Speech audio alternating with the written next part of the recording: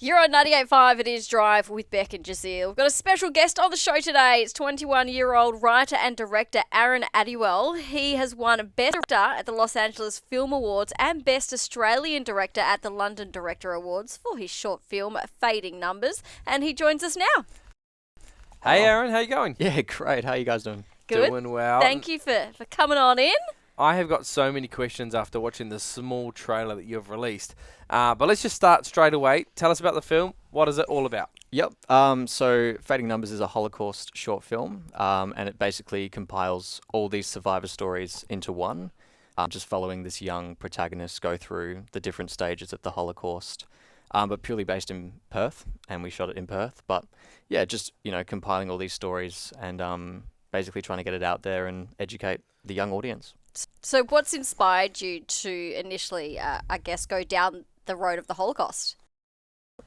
Just graduating high school a couple years back, and knowing sort of the lack of Holocaust education sort of really inspired me to make this film. And then speaking to the Holocaust Institute in WA and in Melbourne really sort of inspired me. Look, we need to get these stories out there, and specifically for the young target audience as well, really put it back into the schools and just educate those guys, because, they're the leaders for tomorrow in that respect. So Wow.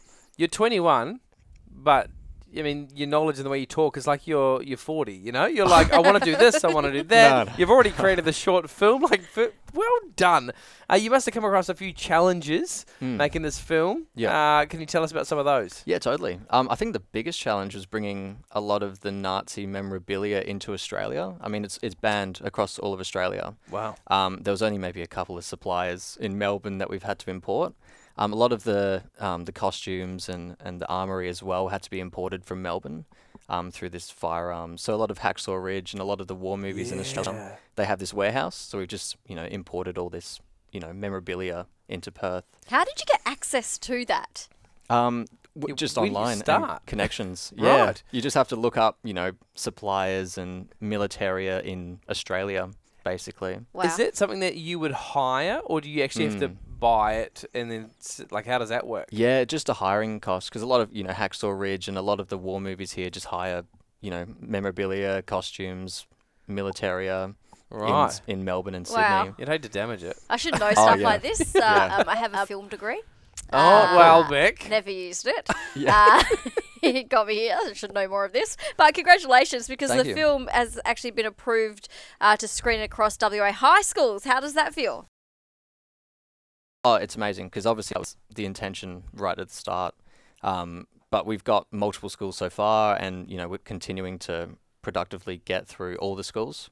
And we've just started New South Wales now. So, Oh, wow. yeah, we're just obviously going for the national curriculum. That's the end goal. Yeah, brilliant. So cool. Yeah. You're also working with Jordan Anthony, from The Voice. What was Yeah. that like? Incredible. Like, just having a voice call with him, and obviously his grandparents were actually in the Holocaust. Oh, wow. So I, didn't even know that. So Yeah. that connection really sort of made it personal for both of us. Mm. But he's such a talented singer-songwriter, and only, I think, 16 years old.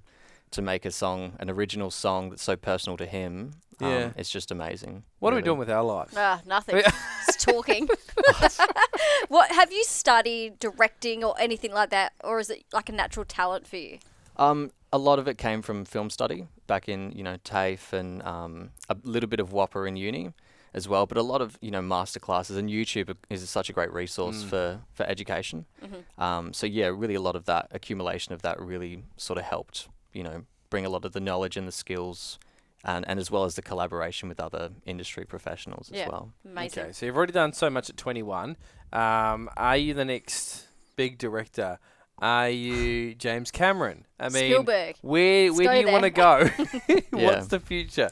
Look, I think Perth is such a small film community, and a lot of people are now going to Eastern States or to the US. I think it'll be really great to see studios being built here in order to sort of accumulate and bring up the film community. But I think my plan, I'd love to go to Sydney, build a career there, and then eventually, overseas and, establish myself as a director over You're there. leaving us. Yeah. I see how it is. Way for us to access Fading Numbers.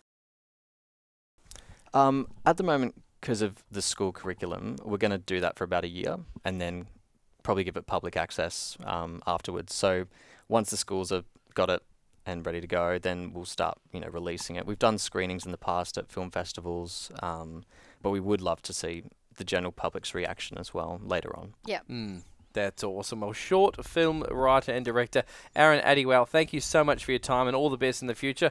Look, when you're huge, please remember us. Yep. Definitely. I'm definitely going to remember the studio. Hey. Thank you, Aron. Thanks, guys.